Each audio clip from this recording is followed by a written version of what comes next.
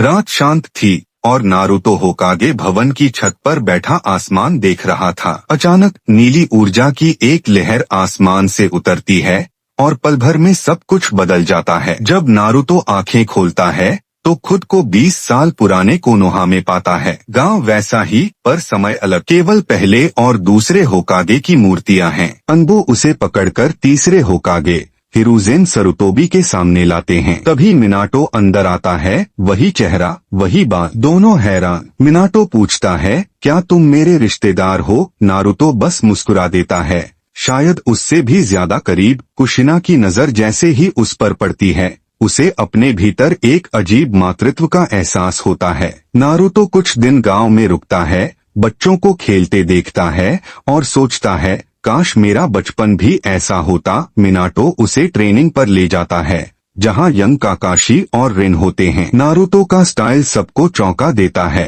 पर तभी ओरोचिमारू गांव में घुसता है। उसे पता चल चुका होता है कि कोई निंजा भविष्य से आया है। वह नारुतो पर हमला करता है, लेकिन नारुतो सेज मोड और रासेन शुरिकेन का इस्तेमाल कर उसे रोक देता है। मिनाटो अब सच्चाई जानना चाहता है। अकेले में पूछता है, तुम कौन हो? नारुतो की आंखों में आंसू हैं। मैं तुम्हारा बेटा हूँ। कुशिना उसे गले लगा लेती है। मिनाटो भावुक हो जाता है, लेकिन समय अब उन्हें अलग करने आता है। टाइम क्रैक खुलते हैं, कुरामा आजाद हो जाता है। पिता पुत्र एक साथ लड़ते हैं। रासेन सुरिकेन और रासेनगन की टक्कर से आकाश सुनहरी हो उठता है। मिनाटो कहता है, तुम ही मेरे भविष्य की उम्मीद हो। नारुतो भविष्य में लौटता है, आसमान की ओर देखकर मुस्कुराता है। थैंक यू पापा, थैंक यू माँ।